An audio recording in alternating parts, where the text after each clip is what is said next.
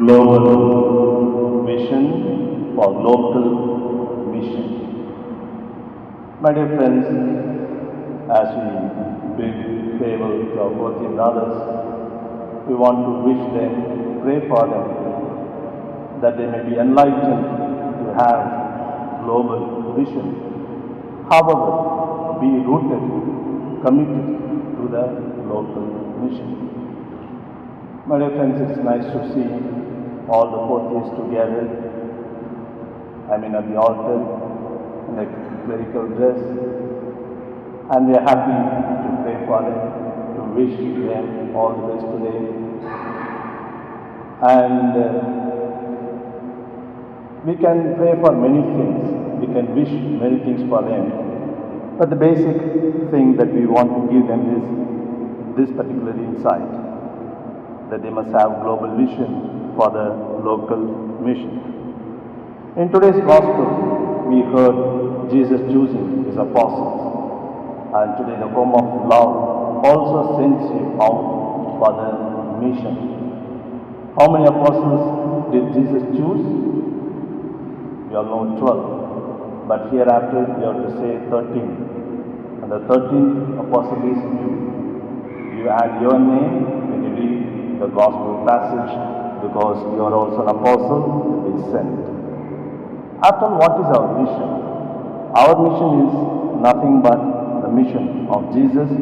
Therefore, Jesus is the model for our mission. Who worked for the global universal salvation. However, all his actions, all his compassionate acts were expressed concretely in the local situation. He always acted locally, down to earth. Your philosophy and theology at Jayard might have given you a global vision, but now you are expected to act locally in the concrete situations where you are going to be planted. And it's a great thing to bloom where you are planted. It is easy perhaps to imagine some blooming, flowering in some imaginary situation, like building castles in the air. But it is more important, more demanding to bloom where you are planted. Jesus' mission statement, as we know, Luke's Gospel chapter 4, he sent me to proclaim freedom for the prisoners, recovery of sight for the blind, setting the oppressed free, and in one word, manifesting the presence of God. And today, in the modern world, we have a number of prisoners within courts, and they look for, they cry for freedom. And we are supposed to experience that inner freedom, so that we may be able to help them to acquire their freedom. And many sorts of blindness today, as we all know, and we need to recover the sight for them. And lots of oppressions, structural, political, social, and oppressions from within, oppressions from without, and we need to keep them free. And in short, we need to manifest the presence of God, because in God we find freedom, we find sight, and we find life. The mission of the church today is therefore to give hope to the hopeless, to be the voice of the voiceless, to give meaning to those who have lost meaning in life. Because we know when one loses wealth, one does not lose anything. Because wealth can be regained, it can be earned back, it can be borrowed, or it can even be robbed from others. So when we lose wealth, we don't lose anything. When we lose health, we lose something, because the health when you are in 20s will not be in 40s, or the health in the 40s will not be in the 60s. So when we lose health, we lose something. But when we lose the meaning, hope in life, we lose everything. Because without hope, without meaning, life is not possible. And today you are sent into the world to give meaning to the meaningless. to wipe the tears of the sorrowful, to console those in pain, to be with the lonely, to feed the hungry, and to strengthen the heartbroken. After all, these are the only requirements at the last judgment. Remember, none of the questions that you are going to face during the comprehensive will be asked by God at the last judgment. Maybe related questions will be asked. Here, in this context, my dear friends, I like to highlight 5 necessary elements required for the local mission with global vision. 1. Patience. It's very essential for the ministry. Patience for everything. Patience because there is no shortcut way for any genuine gain in our life, be it knowledge or spirituality or character or relationships, trust, popularity, acceptance. There is no shortcut way. We need to pay the price for it. As soon as your ordination is over, within 1 month you cannot become a very popular preacher in the diocese. Or there is no shortcut way for the character. You have to pay the price for everything. Patience is very important. And there will always be people, colleagues, situations, superiors to taunt you, but you keep your serenity and calmness. Even God displayed patience in saving the world, in forgiving us. Think of Mother Mary, whose holy name we honor today. She maintains calm, ease and serenity even in the midst of joy or excitement.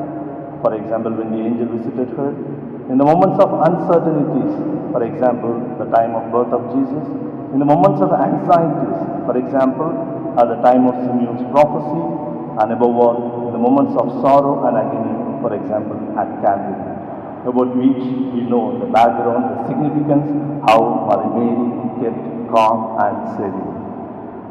And the second thing would be alertness. See, alertness is very essential. Not only while you prepare for exams, alertness is important for your life. If not, by mistake, we will end up rejecting God and receiving evil in our lives. You know why? Because both God and evil come to us in disguise, though the purpose is different for them. God comes to us in a disguise, in the form of other brothers and sisters, because His aim is we must be able to see God in them. Only then it makes sense to see God as He is, whatever that might mean. So the purpose is different. Similarly, evil or devil comes in a disguise. If devil comes in his actual appearance, I don't know what that appearance might be. Usually with long horns or long teeth and black wings, right? Have you seen devil? No.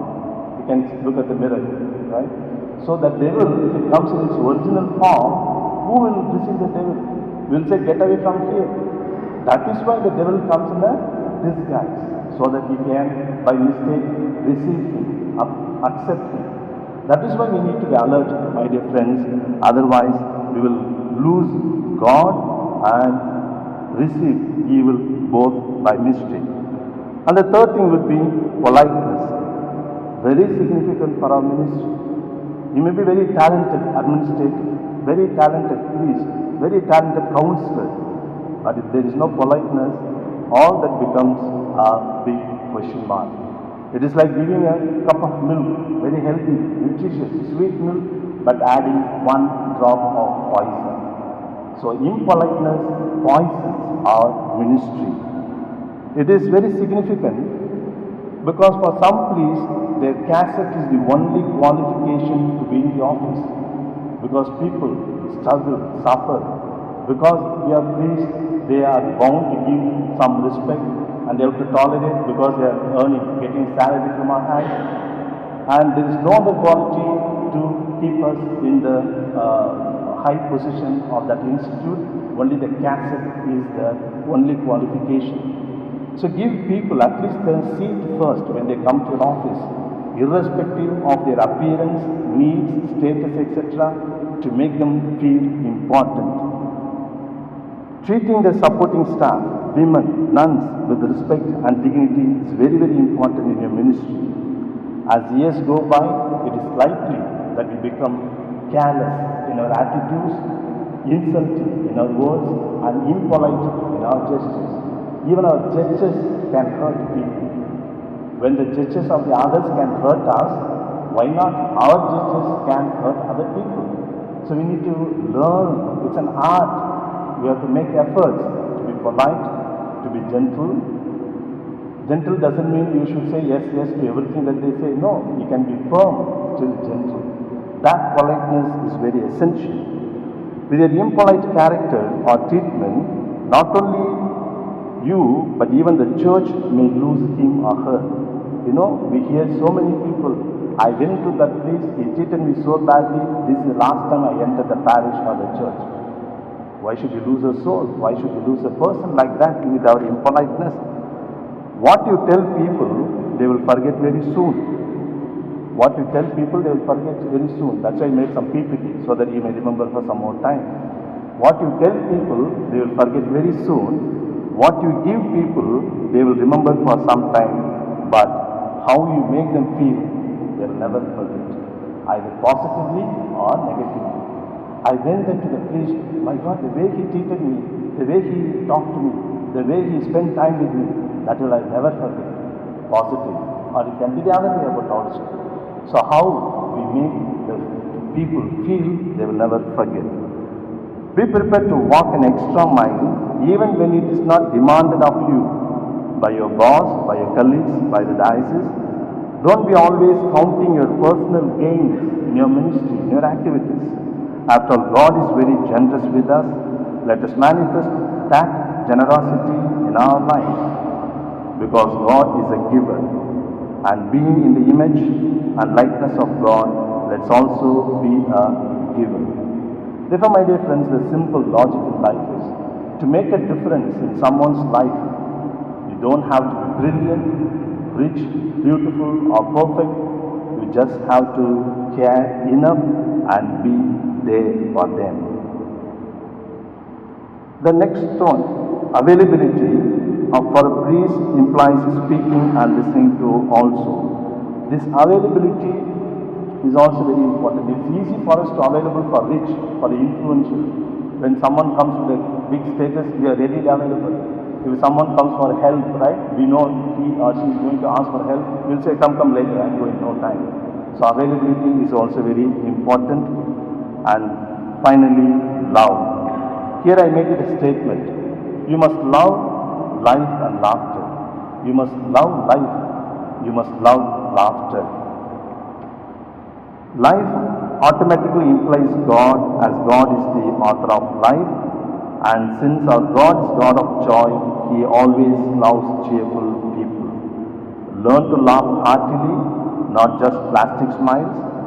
Learn to laugh at your own mistakes so that you can avoid others laughing at your mistakes. With others, when joy is shared, it becomes double, as when sorrow is shared, it is divided. Sense of humor is very important, my dear friends, not only just to make your conversation interesting or to be popular in the group, it is very important for our holistic health. Good laughter has very many emotional, social, spiritual and psychological effects. Lots of scientific research to prove them. Plenty of occasions around us to make us laugh. We need not go in search of situations to make you laugh. You need not ask someone, please tickle me, I want to laugh. No. If you are just sensitive and if you just be alert, there are plenty of occasions to laugh in our lives. Why to make our life and others' lives a burden? All that we need is only a bit of sensitivity and intelligence to perceive humor. The father is telling the son, look at our neighborhood girl. She got first class in degree. So the father is advising, scolding the son, look at our neighborhood girl, she got first class in degree. And the boy is replying, I failed because of looking at that girl. Okay? Alright. So my dear friends, finally, what are the 5 qualities that we saw? Patience, alertness, politeness, availability, and love. Or put all the first letters together, PAPL. Patience, alertness, politeness, availability, and love. it is easy to remember them, right? Especially at the last Mass as a farewell Mass for you. Easy to remember them, therefore be conscious to follow them. Then it becomes easy to be a papalite. Yes, the famous slogan, once a papalite forever, but let it not just be a slogan, and let your life prove that you are a papalite.